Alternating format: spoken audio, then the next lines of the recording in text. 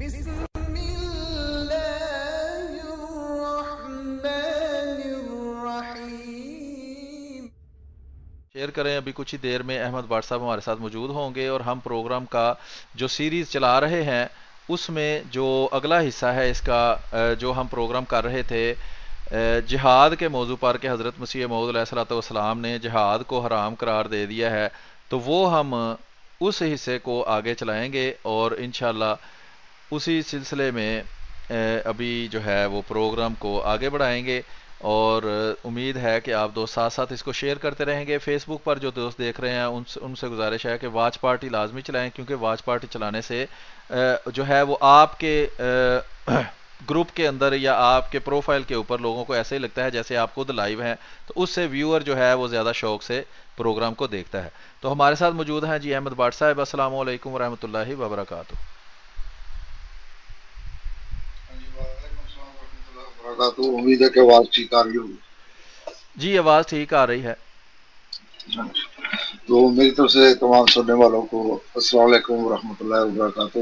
جیسا کہ آپ نے تعارف بھی کروا دی ہے کہ یہ جو کہا جاتا ہے کہ انگریز کے دور میں مسلمان تو ہیں، وہ تو جہاد کرنے پہ تلے بیٹھے تھے، صرف حضرت مسیح موعود علیہ السلام نے چونکہ کہا کہ اب جہاد جو ہے وہ یہاں پہ نہیں ہو سکتا، اس کی شرائط موجود نہیں ہے، تو سارے اتنے فرما بردار تھے کہ سب نے پھر وہ جہاز جو ہے وہ چھوڑ دیے۔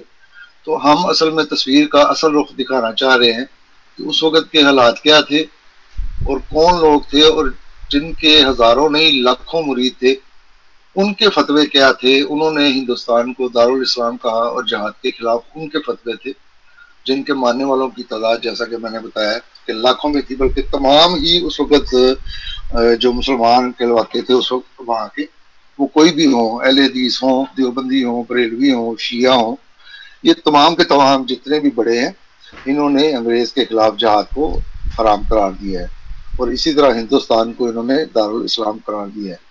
بعض دفعہ یہ دھوکہ دینے کی کوشش کرتے ہیں اور کہتے ہیں کہ ہمارے بعض بزرگوں نے اس کو دارالحرب بھی کہا ہے، تو وہ جیسا کہ ہم پچھلے پروگرام میں بتا چکے ہیں کہ اگر کسی نے دارالحرب کا قرار دیا بھی ہے تو اس کی وجوہات مختلف تھی۔ اس کی ایک وجہ تو تھی کہ دارالحرب میں سود کے جو ہے وہ لیا جا سکتا ہے غیر مسلموں سے۔ دوسرا جمعے کا مسئلہ تھا کہ دارالحرب میں جمعہ ہوتا ہے یا نہیں ہوتا۔ ان مسائل کی بنا اپنے بعض علماء ہیں جنہوں نے دارالحرب قرار دیا ہے، تو وہ جیسا کہ اگر کسی نے در حقیقت اس کو دارالحرب یعنی کہ جہاد کا فتوے کے طور پہ کہا ہوتا تو سب سے پہلے اس پہ لازم تھا کہ وہ خود جہاد کرتا، اور اگر وہ خود جہاد نہیں کر سکتا تھا تو جو ہے وہ کو چھوڑ کے چلا جاتا۔ لہٰذا جن علماء کے یہ فتوے پیش کریں گے بھی ان میں سے کوئی ایک بھی نہیں دکھا سکتے کہ اس نے خود جنگ کی ہو، اور اگر نہیں کی تو پھر وہ ملک چھوڑ کے چلا گیا ہو۔ تو انشاءاللہ ہم کچھ حوالہ جات ہم نے پہلے دکھائے ہیں اور آج میں آپ کو حوالہ جات بھیج دیتا ہوں، تو وہاں سے ہم بات کا آغاز کرتے ہیں۔ جی ٹھیک ہے، میں آپ کے حوالہ جات کا ویٹ کر رہا ہوں۔ اس کے علاوہ دوستوں کو جیسا کہ پہلے بھی پتہ ہے کہ اعتراض یہ کیا جاتا ہے کہ انگریزوں نے بڑی پلاننگ کی اور ایک جھوٹی من گڑت کہانی پیش کی جاتی ہے۔ جی انگریز آیا یہاں اور وہاں سے ایک بندہ تحقیق کر کے گیا، تو اس نے بندہ ڈھونڈنا تھا جو جہاد کو حرام قرار دے، پھر اس نے حضرت مرزا غلام احمد قادیانی علیہ الصلوۃ والسلام کو ڈھونڈ لیا اور آپ سے انہوں نے پھر جہاد کو حرام قرار دے دیا۔ تو یہ جھوٹی اور من گڑت کہانی ہے۔ جس کتاب کا حوالہ ان کی کتابوں میں لکھا ہوا ہے وہ دنیا میں کتاب موجود ہی نہیں ہے۔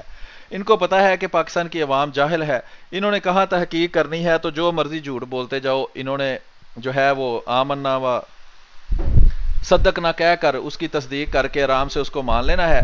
تو یہ سب جھوٹی کہانی ہے۔ جہاد کو جو ہے وہ اس وقت کے جتنے بڑے بڑے علماء تھے وہ سارے حرام قرار دے رہے تھے انگریزوں کے خلاف، جیسا کہ ہم پچھلے حوالہ جات میں دکھائے ہیں۔ اور مسلمان جس بری حالت میں تھے وہ انگریزوں سے بہت پہلے شروع ہو چکی تھی، اور انگریزوں کے یہاں سے جانے کے بعد تک وہ حالت رہی ہے، یعنی کہ 1947 میں جب پارٹیشن ہو گئی ہے تب تک، یعنی حضرت مسیح موعود علیہ الصلوۃ والسلام تو 1908 میں وفات پا گئے تھے، اس کے بعد بھی مسلمانوں کی حالت جو ہے وہ انتہائی یعنی کہ ذلیل ترین حالت رہی ہے، بہت ہی قسم پرسی کی حالت میں وہ رہے ہیں۔ سر سید احمد خان جیسے لوگ جب آئے ہیں تو انہوں نے تھوڑا سا ان کی تعلیمی جو ہے وہ حالت بہتر کرنے کی کوشش کی ہے، لیکن کوئی خاص فرق اس سے بھی نہیں پڑا۔ تو جو یہ لوگوں کو جھوٹ بول کر دھوکہ دینے کی کوشش کی جاتی ہے جی انگریزوں نے ان کو بڑا ان پر ظلم و ستم کیا، تو وہ ظلم و ستم ظاہری بات ہے کہ جب ایک حکومت قائم ہوئی ہے، پہلے بھی وہ حکومت وہاں کوئی قائم نہیں تھی، تو جب حکومت قائم ہو گئی ہے اس کے بعد جو فساد کرتا تھا، جو اس حکومت کے خلاف اور عوام کے خلاف کوئی اس طرح کا کام کرتا تھا جس سے امن عامہ کو نقصان پہنچے، تو وہ ظاہری بات ہے کہ اس کے خلاف پھر تادیبی کارروائی ہوتی ہے، اور وہ سارے ہی کرتے ہیں۔ اور دوسری بات یہ بھی یاد رکھنی چاہیے کہ یہاں جو پہلے حکومت قائم تھی وہ بھی کوئی ہندوستانی نہیں تھے، وہ افغانی تھے، سارے افغانستان سے یہاں حملے کرتے تھے آ کر، یہاں آ کے حکومتیں بناتے تھے، وہ کوئی لوکل لوگ نہیں تھے۔ بہرحال اس کے علاوہ بھی ہمارے پاس حوالے پہنچ چکے ہیں، تو اس کی طرف ہم حوالہ جات کی طرف چلتے ہیں اور ایک ایک کر کے وہ حوالہ جات آپ کے سامنے پیش کرتے ہیں۔ یہ جی احمد بار صاحب کچھ کہنا چاہتے ہیں پھر جی ہم آگے محترم، چلیں۔ یہ پہلا حوالہ جو ہے یہ کسی کتاب کا نہیں ہے، بلکہ اس نے اس میں چند کتابوں کے حوالے دیے ہیں جو کہ میرے پاس نہیں ہیں، ہوں لیکن دکھانا یہ مقصود ہے کہ یہ صرف ہم ہی نہیں کہتے، بلکہ خود دوسرے لوگ جو ہے وہ بھی ان کو بتاتے ہیں کہ تمہارے بڑوں نے اس وقت انگریز کی وفاداری کی ہے۔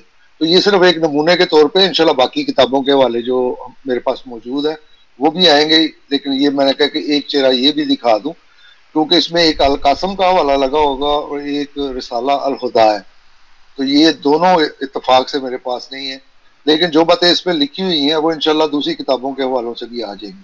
جی محترم، حوالہ اچھا، کھولیں یہ اور دکھائیں۔ میرا خیال ہے نفس اسلام بریلویوں کی ویب سائٹ ہے، بریلوی کتابیں اس پر اکثر موجود ہوتی ہیں، تو شاید بریلویوں نے ہی دیوبندیوں کے خلاف یہ کوئی مضمون سا لکھا ہے۔ ریشمی رومال تحریک راز کس نے فاش کیا؟ تھانوی صاحب کو انگریز حکومت ماہانہ 600 روپے کیوں دیتی تھی؟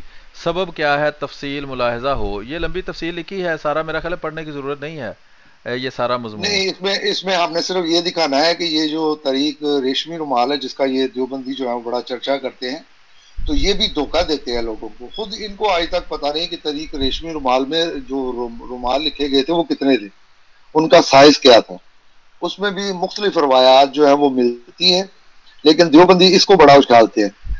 میں نے یہاں پہ یہ اس لیے پیش کیا ہے کہ یہ بھی دکھا دوں کہ جو طریق ریشمی رومال جس کو یہ جہاد کے طور پہ پیش کرتے ہیں، اس کا سربراہ انہوں نے پتہ کس کو بنایا ہوا تھا؟ ہندو رانا مہندر پرتاپ سنگھ کو۔ یعنی کہ ایک ہندو کو اگر وہ کامیاب ہو جاتی ان کی وہ جہاد کی تحریک، تو ایک ہندو جو ہے راجا وہ یہاں پہ حکمران بنتا، اور اس کا بھی رد خود ان کے بڑوں نے کر دیا ہے کہ اگر کوئی غیر مسلم جو ہے اس کے محتاط رہ کے کوئی کاروائی کی جائے تو مسلمانوں کو روائی نہیں ہے۔ تو اور دوسری بات اس میں جو بتانے والی تھی وہ یہ تھی کہ یہ جو ریشمی رومال والی تحریک تھی یہ خود دیوبندیوں نے ہی اس کو ایکسپوز کیا تھا، وہی مخبریاں کرنے والے تھے، وہی پکڑوانے والے تھے، جیسا کہ اگلے حوالوں میں اس کا ذکر بھی آ جائے گا۔ ایک تو اس نے یہ یہاں پہ مکالمت اور صدرین کا حوالہ دیا ہے جس میں شبیر احمد عثمانی جو ہیں انہوں نے کہا ہے کہ جو مولانا اشرف علی تھانوی ہیں ان کو 600 روپے جو ہے وہ گورنمنٹ کی طرف سے ملا کرتے تھے۔ گو کہ اس نے یہ کہا ہے کہ یہ الزام لگایا جاتا ہے، لیکن اس کی وضاحت اس نے بڑی عجیب کی ہے، کہتا ہے کہ ہو سکتا ہے کہ وہ اس طریقے سے دیتے ہوں کہ اس کو پتہ نہ چلتا ہو۔ ہوں اور پچھلے پروگرام میں نے یہ بھی بتایا تھا کہ جب یہ تحریکات چلی ہیں تو اس کی بڑی سخت مخالفت ہوئی ہے اشرف علی تھانوی کی، بلکہ قتل کی دھمکیاں بھی دی گئی ہیں۔ تو پھر یہاں تک ہوا کہ گورنمنٹ نے، جیسا کہ عام طور پہ آپ لوگوں نے دیکھا ہوگا کہ جنگوں کے دنوں میں گلیوں محلوں میں بھیک مانگنے والے جو ہیں وہ کافی گھومنا شروع کر دیتے ہیں، خاص طور پہ وہ علاقے جہاں پہ فوجی چھاونیاں ہوں۔ تو اسی طرح انہوں نے ایک مجذوب جو ہے وہ اس کی اشرف علی تھانوی کی حفاظت کے لیے رکھا ہوا تھا، اور پھر میں نے یہ بھی بتایا تھا کہ یہ اتنا ان کا پر اعتماد بندہ تھا کہ اس کے خطوط وغیرہ بھی چیک نہیں ہوتے تھے، اور اگر کوئی بندہ سرحد پہ بھی پکڑا گیا ہے تو اس نے کہا کہ میرا تعلق جو ہے وہ اشرف علی تھانوی سے ہے، تو اس کو چھوڑ دیا گیا، صرف اتنا کہنے کی بنا پر کہ اس کا تعلق جو ہے وہ اشرف علی تھانوی سے۔ اب یہاں پہ دوسری کتاب جو ہے وہ مولانا محمد حسن نانوتوی جو کہ محمد ایوب قادری صاحب نے لکھے ہوئے، اس کا حوالہ ہے کہ انگریز ایجنٹ کی خفیہ رپورٹ۔ لیکن جو میں یہاں پہ دکھانا چاہتا ہوں یہ دو رسالے ہیں جو کہ میرے پاس نہیں ہیں، یہ مجھے اسکین جیسا کہ آپ نے بتا دیا کہ بریلویوں کی سائٹ پہ ملے ہیں، تو یہ اگر آپ سے پڑھنے ہوتے ہیں، کیونکہ میرے سے تو نہیں پڑھنے ہو گئے، اگر آپ سے پڑھنے ہوتے ہیں تو القاسم اور الہدا یہ دونوں حوالے پڑھ دیں۔ یہ درمیان میں دارالعلوم کے اہل شورا جو ہے یہاں پہ جو لائنیں لگی ہوئی ہیں نا جہاں پہ، وہاں سے۔ ہاں ہاں۔ اچھا، یہ ہے جی دارالعلوم دیوبند معاون سرکار ہے، انگریز ایجنٹ کی خفیہ رپورٹ، پروفیسر محمد ایوب قادری کی تصنیف، مولوی محمد احسن نانوتوی کے ایک صفحہ کا عکس۔ اس میں لکھا ہے جی اس مدرسہ نے یومن فیومن ترقی کی 31 جنوری سن 1800 کچھ نہ کچھ میں بروز یک شنبہ لیفٹیننٹ گورنر کے خفیہ معتمد انگریز مسمی پامر نے اس مدرسے کو دیکھا تو اس نے نہایت اچھے خیالات کا اظہار کیا. اس کے معائنے کی چند سطور درج ذیل ہیں. جو کام بڑے بڑے کائنوں سے میں ہزاروں روپے کی صرف ہوتا ہے وہ یہاں کوڑیوں میں ہو رہا ہے. جو کام پرنسپل ہزاروں روپیہ ماہانہ تنخواہ لے کر کرتا ہے وہ یہاں ایک مولوی 40 روپیہ ماہانہ پر کر رہا ہے. مدرسہ خلاف سرکار نہیں بلکہ موافق سرکار ممد و معاون سرکار ہے. یہاں کے تعلیم یافتہ لوگ ایسے آزاد اور نیک چلن سلیم الطبع ہیں کہ ایک کو دوسرے سے کچھ واسطہ نہیں کوئی. یعنی کہ اس میں یہی اظہار کیا گیا ہے کہ وہ انگریز جو ہے وہ اس مدرسہ کو دیکھ کر، جہاں تک مجھے اندازہ ہے یہ مدرسہ دیوبند کی شاید بات ہو رہی ہے، تو یہ اظہار کر رہا ہے کہ یہ مدرسہ جو ہے اس میں کوئی ایسی بات نہیں ہوتی، کوئی ایسی ایکٹیویٹی نہیں ہے کہ جو انگریز حکومت کے خلاف ہو یا کوئی سازشی ٹائپ کام ہو رہا ہو. جی بالکل، اس میں اصل میں وہ دکھانا یہ چاہ رہے ہیں کہ یہ جتنے بھی تھے جو مدرسہ دیوبند جب بنا ہے تو اس کو بنانے والے یہ انگریز کے سرکاری ملازم تھے سارے، اور ان کے بڑے وفادار تھے. جیسا کہ جب ہم اگلے حوالے دکھائیں گے تو اس میں انشاءاللہ ذکر آ جائے گا، اس لیے یہاں پہ میں تفصیل بیان نہیں کرتا. اگلا حوالہ القاسم کا ہے، وہ بھی کوشش کریں اگر جہاں پہ لائنیں لگی ہوئی ہیں وہاں سے پڑھ دیں. جی میں وہ بڑی اینک لے کے آیا ہوں، ہو سکتا پڑھا جائے. القاسم رسالہ ہے جی، علمی مذہبی اخلاقی تمدنی تاریخی ماہوار رسالہ، نمبر 6 ہے، جلد نمبر 3 ہے، باب ما محرم الحرام 1331 ہجری وغیرہ وغیرہ نا. آگے تفصیل لکھی ہوئی ہے. مدرسہ اسلامیہ عربیہ دیوبند سے شائع کیا گیا. ہز ایکسیلنسی وائس رائے پر حملہ. ٹھیک ہے جی. اس میں یہ ہائی لائٹڈ عبارت جو ہے یا لائنیں جہاں لگی ہوئی ہیں اس میں لکھا ہے کہ کسی غیر معلوم شخص نے بم پھینکا اور ہز ایکسیلنسی وائس رائے سخت زخمی ہوئے. دارالعلوم کے اہل شورا، اساتذہ، موجودہ طلبہ، پرانے طلبہ کا اثر محسوس کرتے ہیں. مولانا محمد احمد صاحب محتمم دارالعلوم کے تمام دوستوں کی طرف سے خطوط ہمدردی اور رخصت و نفرت کا جس کا جواب نہیں، شکریہ آمیز خطوط بھی آئے ہیں. تو اس طرح کر تھوڑی سی میں مشکل آسان کر دیتا ہوں. اصل میں جب یہ اس پہ بم حملہ ہوا تو اس میں وہ زخمی ہوا تو انہوں نے غصہ اور نفرت کا اظہار کیا بم جس نے پھینکا اس پہ، اور اسی طرح اپنی جو ہے وفاداری کا وہ ان کو یقین دلایا. جی محترم، اگلا والا الہدا کا ہے. جی یہ الہدا ہے، جلد نمبر 7، بابر ماہ رجب 1328 اور نمبر 9 ہے. باب تفسیر. اچھا کچھ اس کا صفحہ نمبر 38 ہے، زمینہ قواعد و مقاصد الانصار. ہاں جی، اس میں لکھا ہے کہ جمعیت گورنمنٹ انگلیشیا کی جس کے ذل عاطفت میں ہم نہایت آزادی کے ساتھ مذہبی فرائض ادا کرتے ہیں اور مذہبی تعلیم کی ترقی کے لیے ہر قسم کی کوشش کر سکتے ہیں، پوری وفادار رہے گی اور انارکستانہ کوششوں کے کلا و کما میں اپنے اثر سے پورا کام لے گی. ہاں جی، یہاں پہ اب دیکھ لیں کہ وہ پوری وفاداری کا اپنا یقین دلا رہے ہیں، اور ذل عاطفت یعنی کہ ان کی پناہ میں وہ جو خوشی کا اپنا اظہار کر رہے ہیں کہ آپ کے سائے میں ہم بڑی ترقی کر رہے ہیں یا بڑے خوش و خرم ہیں. تو یہ جو دوسروں کو الزام دیتے ہیں کہ یہ انگریز کے پودے ہیں، تو یہ دیکھ لیں کہ خود یہ اپنے آپ کو یہاں پہ کیا کہہ رہے ہیں. جی محترم، اگلا والا. احمد وار صاحب اگلے حوالے کی طرف جانے سے پہلے ایک بات ہے جس پر میں تھوڑا سوچتا ہوں کبھی، تو امید ہے کہ آپ کے پاس اس کا ضرور کوئی نہ کوئی ہوگا اس پر اپنے تبصرہ یا تجزیہ، کہ یہ انگریز کا ایجنٹ کی اصطلاح جو ہے یہ بڑی چلی ہے یہاں.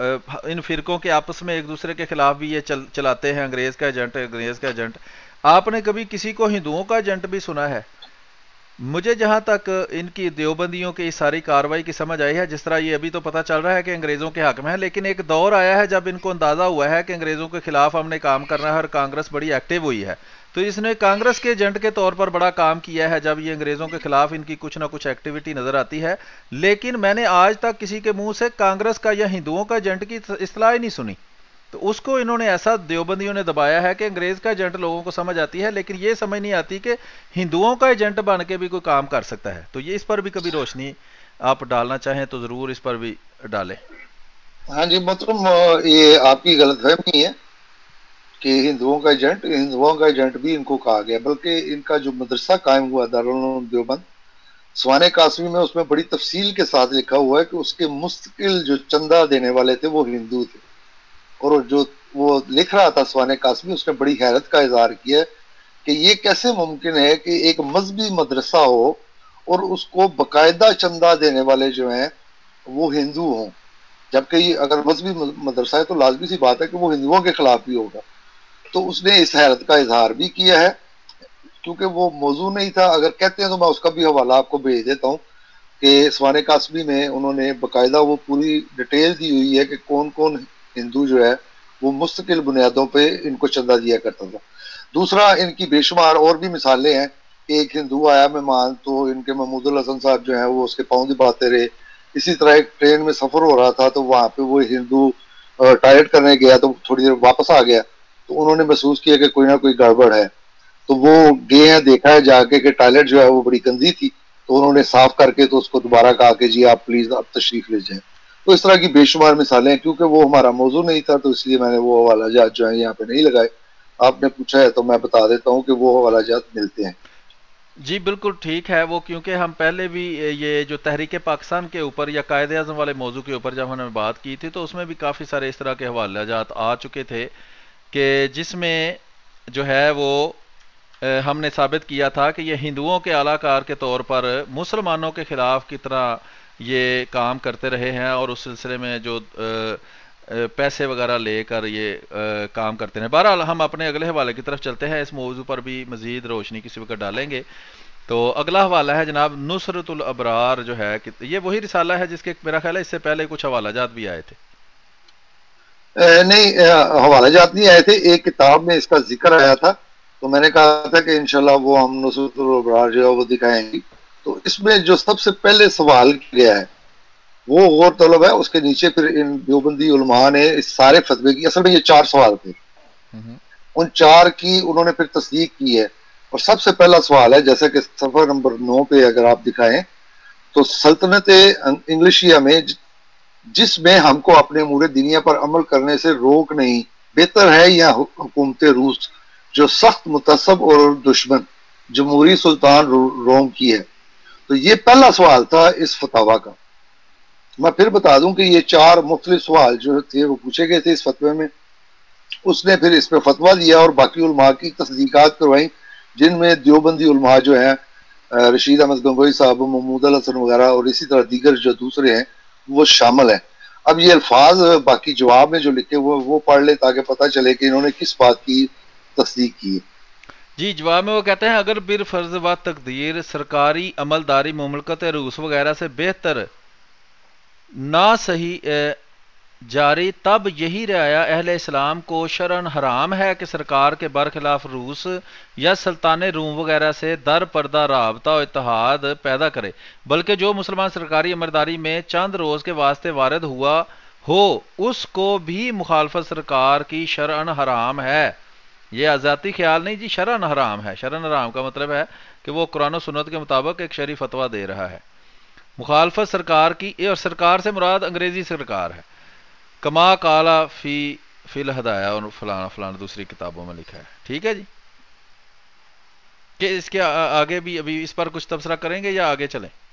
نہیں، میرا خیال ہے کہ اگلا 10 نمبر صفحہ پڑھ لیتے ہیں ہم، تو اس کے جی بعد پھر 11 نمبر پہ جو سائڈ پہ ہے لیفٹ پہ، یہاں پہ ان کی تصدیقات وغیرہ جو ہیں وہ شروع ہو جاتی ہیں۔ جی، اس کے بعد لکھا ہے کہ جو سوداگری کے طور پر مسلمان حکومت کفار میں داخل ہو اس کو مخالفت کرنی شرعن حرام ہے، پس جب تاجر کو یہ عارضی طور پر واسطے چند روز کے رعایا میں داخل ہوا ہے مخالفت درست نہیں، تو رعایا اس کی اس رعایا اصلی کو علم مخالفت کا بلند کرنا شرعن کب درست ہو سکتا ہے؟ اسی طرح شاہ عبدالعزیز صاحب مدثدیلوی نے در باب حکومت سکھوں کے فتویٰ دیا وہ ہوا حاضہ کہ مال سکھاں و ہنوز بفریب گرفتن کسے را کردن عام ملک سکونت وارد یا نوکر و ہست در درست نیست، کہ جو بندہ سکھوں کی حکومت میں رہتا ہے، حالانکہ سکھوں کی حکومت انگریزوں کی نسبت انتہائی ظالم تھی، اور خاص طور پر انہوں نے جو مذہبی آزادی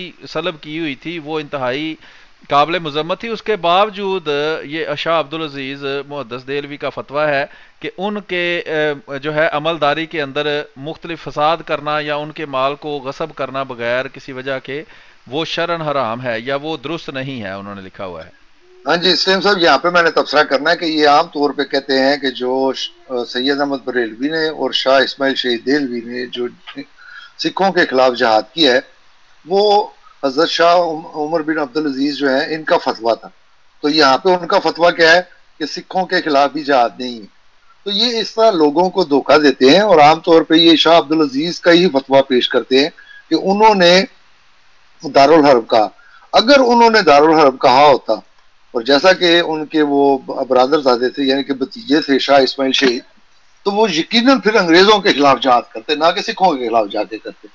تو یہاں پہ بھی دو باتیں ہیں اور ان کا دوغلا پن جو ہے وہ واضح ہو جاتا ہے کہ سکھوں کی حکومت کے خلاف اگر انہوں نے جہاد کیا تو اس کی وجوہات کچھ اور تھی، اور کسی نے یہ تبصرہ کیا ہے کہ یہ انگریزوں کی اما پہ ہوا، جیسا کہ ہم پچھلے حوالوں میں دکھائے ہیں کہ انگریز نے باقاعدہ ان کی مدد کی ہے، روپے سے بھی، پیسے سے بھی، کھانے سے بھی، اور خود ان کو اجازت دی ہے کہ ہاں وہ اس جہاد کے بارے میں گورنمنٹ انگلستان میں رہتے ہوئے ان کی رعایا کے طور پہ وہ جہاد کا اعلان بھی کرے، واز بھی کرے۔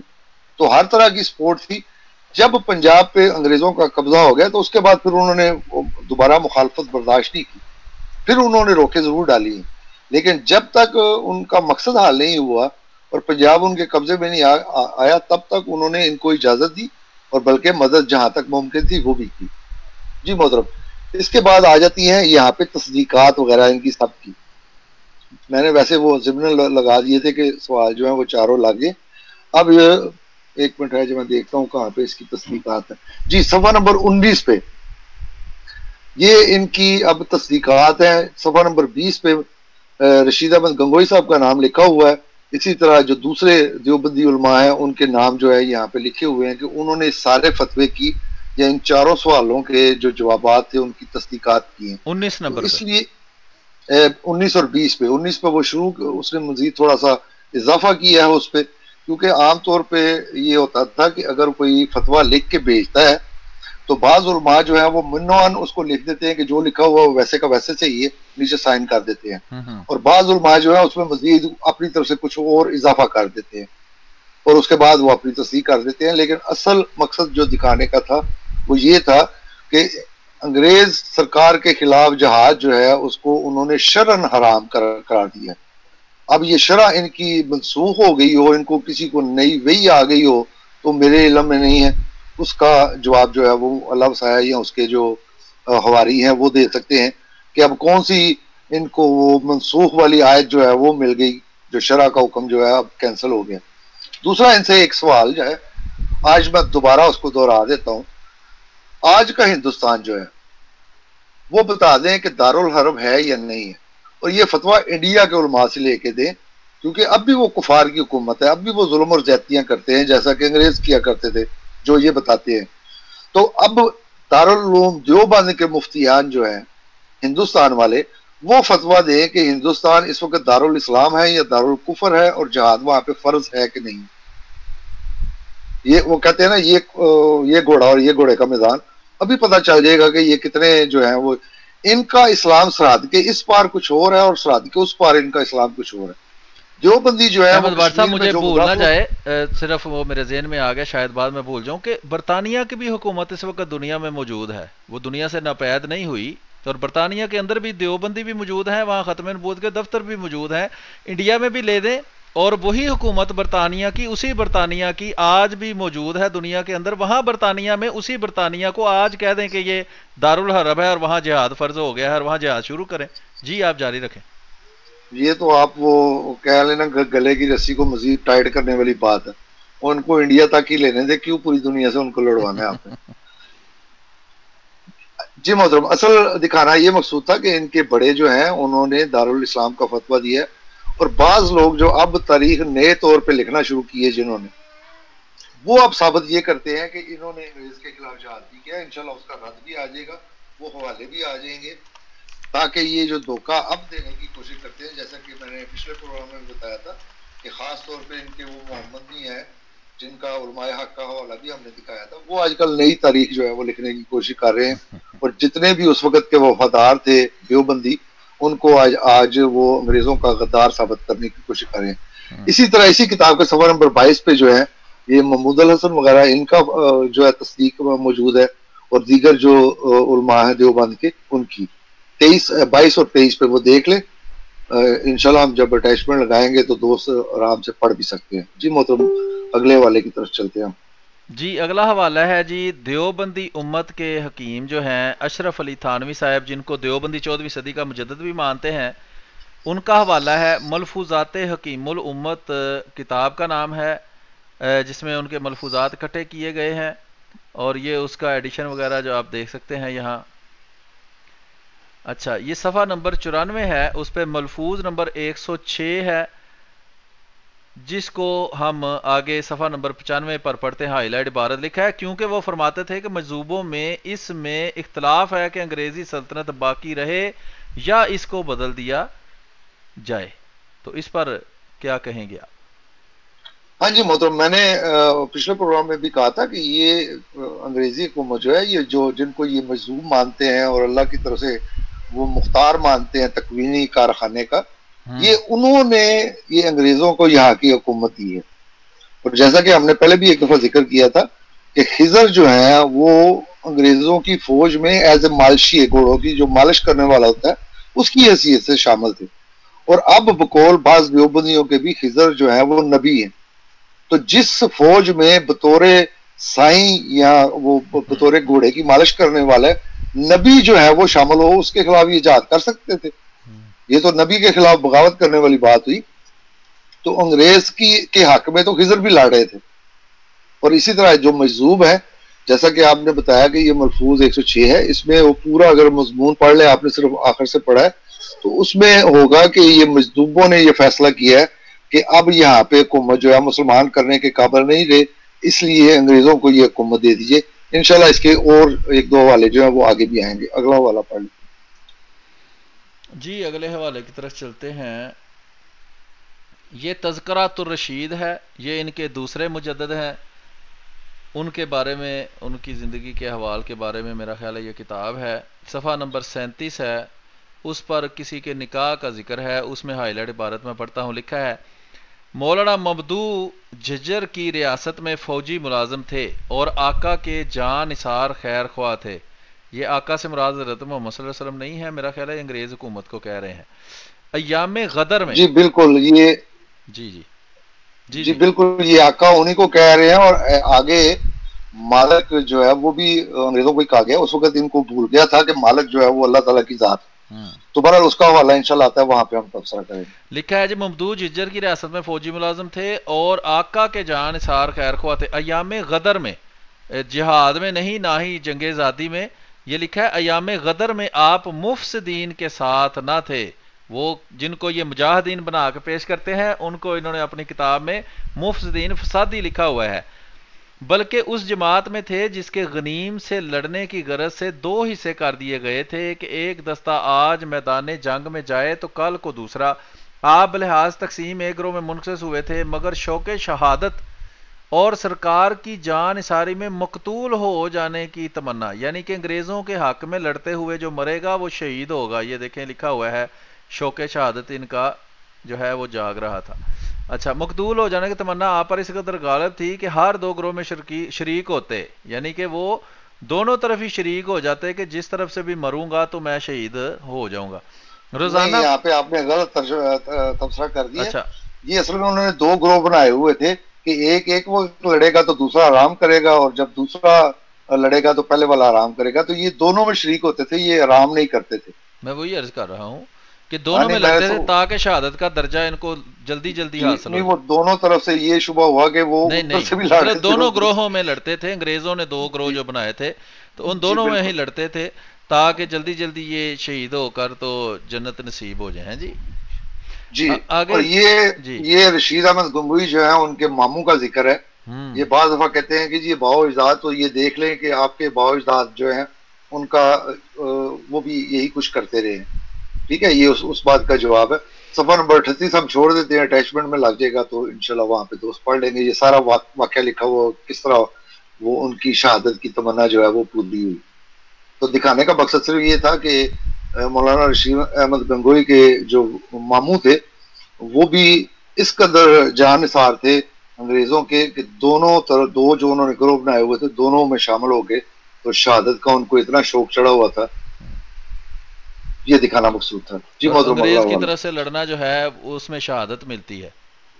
جی بالکل ملتی ہے، انشاءاللہ وہ اگلا حوالہ آئے گا تو میں بتاؤں گا کہ اس میں ان کے جو حافظ زامن جن کو یہ زامن شہید بھی کہتے ہیں، اسی تذکرۃ الرشید کا حوالہ آ جائے گا تو وہاں پہ انشاءاللہ وہاں پہ بات کر لیں گے۔ جی آگے لکھا ہے جی تاریخ دربار تاج پوشی، جس میں تمام دلچسپ تقریبات دربار با اقتدار جشن عظیم الشان کی توضیح اور اس کی وسیع ترین نتائج کی تشریح ہے، جو کہ 3 جنوری سن 1903 کو بیادگار مبارک تخت نشینی حضور، یہ حضور صلی اللہ علیہ وسلم کا نہیں ذکر، یہ انگریز ایک حکمران تھا اس کا ذکر ہو رہا ہے، کہیں آپ کو غلط فہمی نہ ہو جائے۔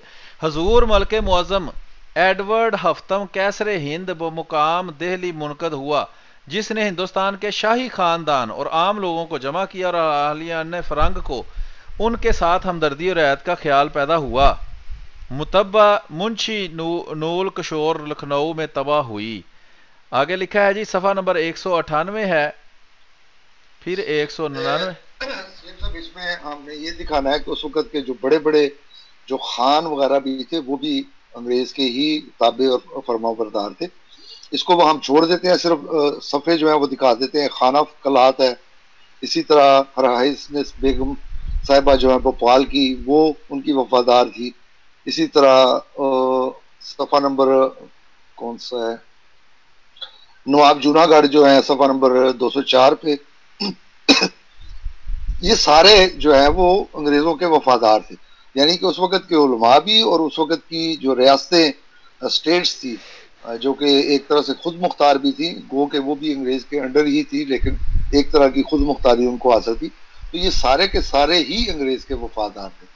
تو انگریز نے ان سے فتوے لینے تھے یا اس شخص سے لینے تھے جس کو جانتا کو نہیں تھا، یعنی کہ وہ کہتے ہیں نا کہ پھر وہ سوال کرتے ہیں وہ غلام حسین صاحب کہ جی ہمیں عقل نہیں، تو عقل ہوتی تو یہ سوال آپ کے ذہنوں میں بھی آتا کہ اس شخص کا فتویٰ جس کو جانتا کوئی نہیں ہے وہ اتنا کارگر ہوا کہ سارے جو ہیں جو اس کو نہیں مانتے بلکہ جو اس کو کافر کہتے ہیں اس کے فتوے پہ، جیسا کہ ہم انشاءاللہ بیان کریں گے کہ حضرت مسیح موعود علیہ السلام کا فتویٰ تھا کیا، جس کو یہ ہمیشہ کاٹ کے پیش کرتے ہیں، ہم وہ پورے کا پورا جو ہے یہاں پہ دکھائیں گے بھی، اور کس بیس پہ انہوں نے کہا کہ اب جہاد نہیں ہے، وہ جب اس کا موقع آئے گا تو ہم انشاءاللہ دکھائیں گے۔ تو یہ حوالہ دکھانے کا مقصد یہ ہے کہ اس وقت کے جتنے بھی ان کے نظام حیدرآباد صفحہ نمبر 17 پہ اس کا ذکر ہے، اسی طرح صفحہ نمبر 18 جو ہے میر محبوب علی خان صاحب ہیں، یہ پرانی حویلی حیدرآباد دکن والے تھے، تو یہ سارے حوالے اٹیچمنٹ میں انشاءاللہ لگ جائیں گے۔ اسی طرح بلوچی سرداروں کا اس میں ذکر ہے، دیگر جتنے بھی بڑے بڑے نواب تھے، رئیس تھے یا جاگیروں کے مالک تھے، وہ سارے کے سارے انگریز کہ کس طرح کاسا لیسی کرتے رہے ہیں بقول ان کے اپنے الفاظ میں۔ جی محترم اگلا حوالہ ہم کھولتے ہیں۔ تاریخ دربار دہلی 12 دسمبر سن 1911، یعنی حضور ملک معظم جارج پنجم کی رسم تاج پوشی ہندوستان، جس میں اول سے لے کر آخر تک دربار کے تمام حالات چشمدید لکھے گئے اور ہر مقام کے نقشے بھی لگائے گئے ہیں۔ اس میں دیکھیں فہرست مضامین کتاب، اس میں صفحہ نمبر 123 پر لکھا ہے جلوس اہل اسلام، صفحہ نمبر 137 ہے علماء اسلام اور ملک معظم، تو یہ اس کے صفحہ کے اوپر لکھا ہے۔ اسی طرح دربار دہلی کی یہ تاریخ ملکہ اسلام عالی جناب نواب سلطان جہاں بیگم صاحبہ والیہ ریاست بھوپال کے اسم گرامی سے منسوب ہو کر فلک اعزاز پر دوامی مقام حاصل کرتی ہے۔ ہاں جی، آگے اس میں بھی بنیادی طور پہ یہی ہے کہ ان کے جتنے بھی بڑے بڑے اس وقت کہہ لیں کہ لیڈران تھے وہ کس طرح وہ بھی انگریز کے ہی وفادار تھے، تو انشاءاللہ یہ بھی اٹیچمنٹ میں لا جائے گا، اس کو بھی ہم چھوڑ دیتے ہیں، اس پہ خود کوئی تبصرہ نہیں کرتے، جس بھائی نے پڑھنے ہوں گے وہ پڑھ لے، کیونکہ جیسا کہ میں نے بتایا کہ یہ پروگرام جو مجھے نظر آ رہا ہے یہ 2-3 ابھی اور ہو جائیں گے صرف دیوبندیوں کے حوالے یا اس وقت کے جو بڑے بڑے لیڈران تھے ان کے حوالوں سے، تو ہم نے اس کے بعد بریلویوں پہ علیحدہ کرنا ہے، اہل حدیث کا ہم نے علیحدہ کرنا ہے۔ تو اس لیے میری کوشش ہے کہ بعض حوالہ جات جو ہیں وہ صرف اٹیچمنٹ میں لگ جائیں تاکہ جنہوں نے پڑھنا ہے وہ پڑھ کے تو خود اپنی رائے جو ہے وہ قائم کر سکیں. جی اگر آپ ایک پڑھنا چاہیں تو اس کا صفحہ نمبر 138 جو ہے وہ 137 ساری علماء اسلام اور حضور شہنشاہ معظم وہاں سے اگر پڑھ دیں تاکہ پتہ چلے کہ کون کون ان کے بڑے علماء جو ہیں وہ کس طرح انگریز کی تعریف کیا کرتے ہیں. علماء اسلام اور حضور شہنشاہ معظم میں لکھا ہے مراسم دربار تاجپوشی کے آخری دن 16 دسمبر کو جبکہ شہنشاہ معظم و ملکہ معظمہ دہلی سے رخصت ہونے والے تھے وغیرہ وغیرہ. آگے نیچے علماء کے نام لکھے ہیں جناب مولانا شمس العلماء سید احمد صاحب امام جامع مسجد دہلی. شمس العلماء، یہ شمس العلماء وغیرہ جو ہے نا یہ خطاب بھی انگریز کے جہاں تک مجھے علم ہے دیے ہوئے تھے. مولوی جی جی بالکل آپ کا خیال صحیح ہے. اسی طرح جو دیوبندیوں کے تھے جو کہ قاسم نانوتوی کے اگر میں غلطی نہیں کر رہا تو پوتے تھے محمد احمد جو ہے ان کو بھی شمس العلماء کا خطاب جو ہے وہ انگریزوں نے دیا تھا. اس کا حوالہ انشاءاللہ آگے آ جائے گا. جی شمس العلماء مولوی عبدالحق صاحب حقانی، مولوی شبلی صاحب نعمانی ندوۃ العلماء لکھنؤ، یہ بہت مشہور مولوی ہیں، آپ میں سے اکثر نے ان کا نام سنا ہوگا. شمس العلماء ابوالخیر صاحب غازی، مولوی مولانا محمد سید علی الحاری المجتہد الاثر، اور یہ شیعہ تھے. ٹھیک ہے جناب. مولوی محمد حسین بٹالوی یہ وہابی تھے اور حضرت مسیح موعود علیہ الصلوۃ والسلام کے مخالف تھے. اور آج جو وہابی منہ کھول کر ہمارے خلاف اعتراض کرتے ہیں وہ ذرا پوری آنکھیں کھول کے انگلیوں سے پکڑ کے تو وہ دیکھ لیں کہ ان کا نام بھی ان لوگوں میں لکھا ہوا ہے کہ جو انگریز شہنشاہ معظم انگریز جو ہے اس کی تاج پوشی پر علماء کرام بار یاب ہوئے تھے. یہ لکھا ہوا ہے جناب، بار یاب ہوئے تھے.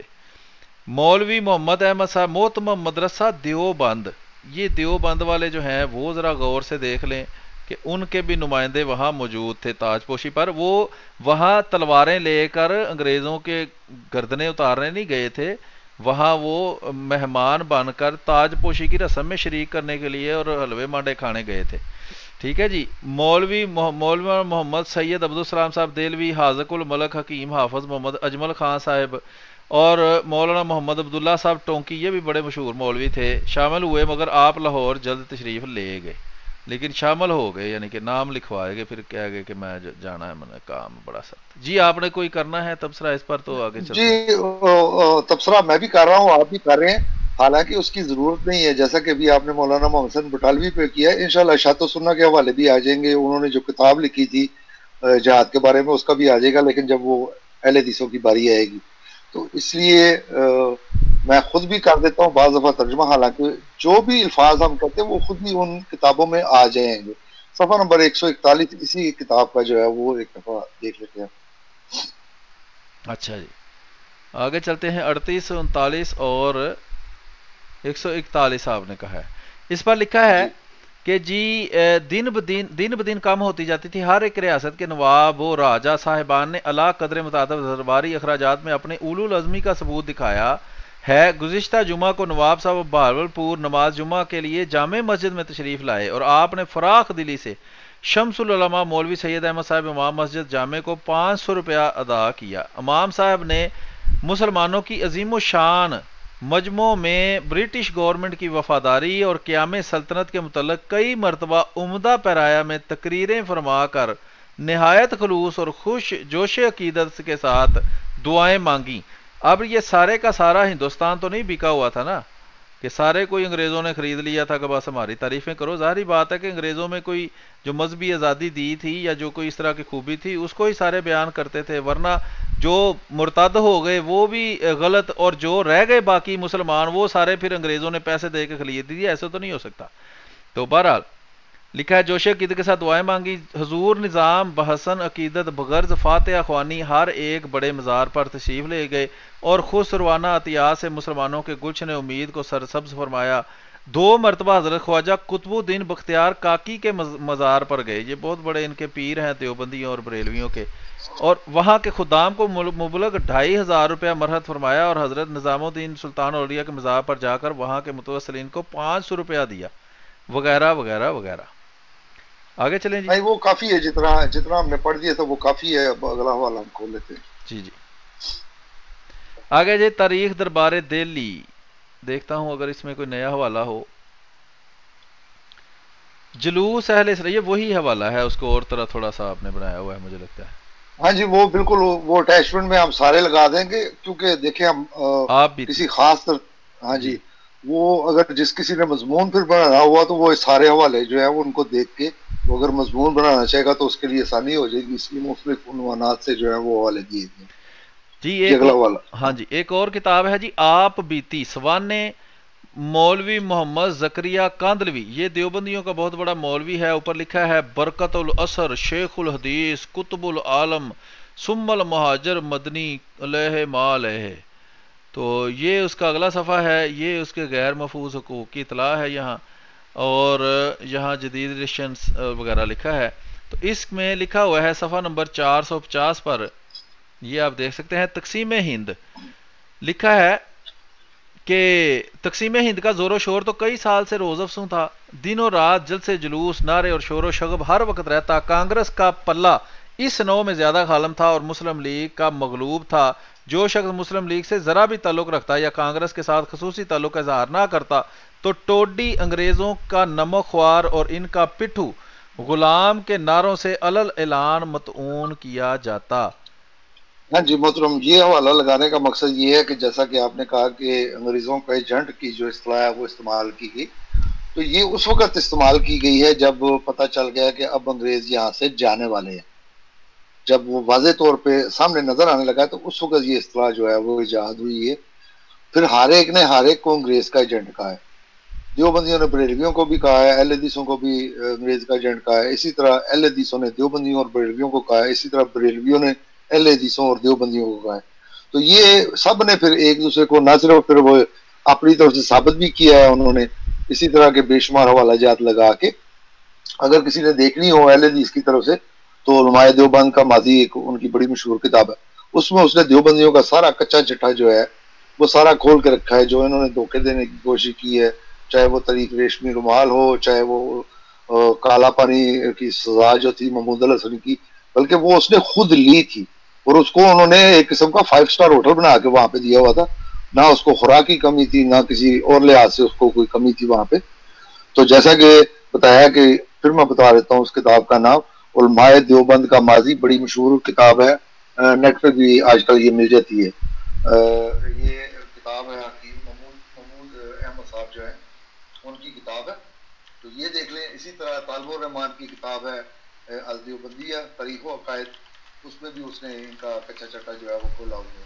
تو جی محترم آگے ایک حوالہ آئے گا آپ بتی کا، وہ ہم چھوڑ دیتے ہیں، اس پہ نشان نہیں لگایا حسب عادت میں نے، تو اس سے اگلا والا جو ہے وہ ہم. یہ ہے جی ملفوظات حضرت مدنی علیہ ما علیہ. تو یہ آپ دیکھ سکتے ہیں، اس کا ٹائٹل پیج ہے اور یہ اس کا اگلا صفحہ ہے. ابو الحسن بارہ بنکوی نے اس کو ترتیب دیا ہے.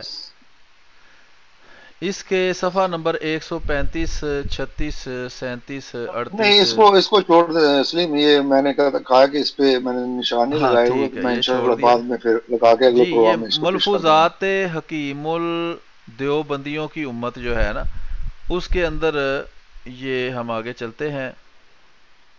یہ صفحہ نمبر 168 کے اوپر 168، وہاں مشیت حق تعالیٰ کے سامنے کسی کی کیا حقیقت، ملفوظ نمبر 167 167.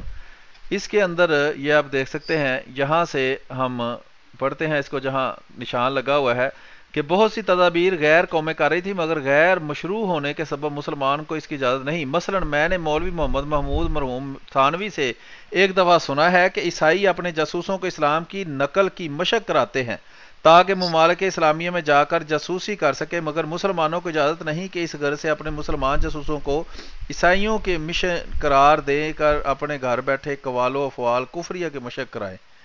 جی اس پر کوئی ہے تبصرہ یا آگے چلیں؟ ہاں جی محترم، یہ میں نے جیسا کہ بتایا تھا کہ یہ اتنا وفادار تھا یہ اشرف علی تھانوی اس کا، کہ یہ وہ بات ہے کہ جو کوئی بھی کسی کو بھی نہیں بتا سکتا سوائے اس کے کہ وہ اس کا اپنا بندہ ہو. یہ میں نے پچھلے پروگرام میں یہ بات کی تھی کہ یہ ایک خاص واقعہ ہے جس کی میں نشاندہی کرنے لگا ہوں کہ یہ بات انگریز سوائے اس کے کسی کو نہیں بتا سکتا جو ان کا بڑا ہی پکا کوئی رازدار ہو. اس کے علاوہ یہ بات ایسی ہے کہ کسی کو نہیں بتائی جا سکتی. جب یہ آپ واقعہ پورا پڑھیں گے تو میرا خیال ہے کہ سننے والوں کو واضح ہو جائے گا کہ میں کس طرف اشارہ کر رہا ہوں.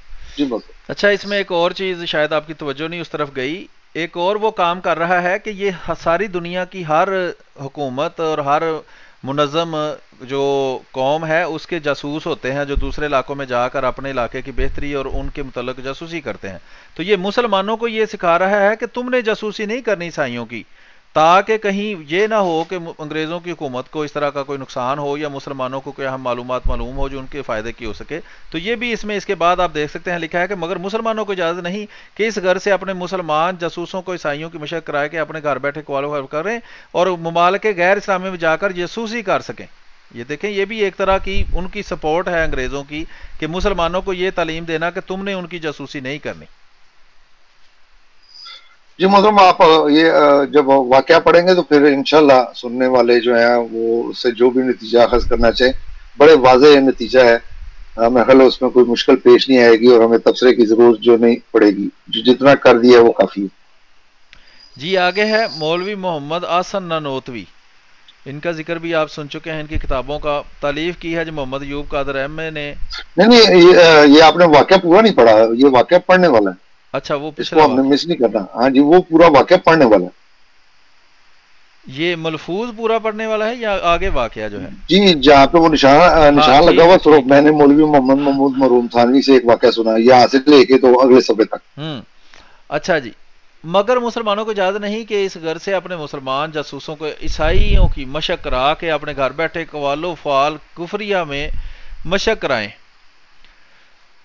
ممالک غیر اسلامیہ میں جا کر جاسوسی کر سکیں. اور وہ واقعہ یہ ہے کہ کسی انگریز حاکم اور مسلمان رئیس میں ہندوستان میں رہتے ہوئے دوستانہ تعلق ہو گئے.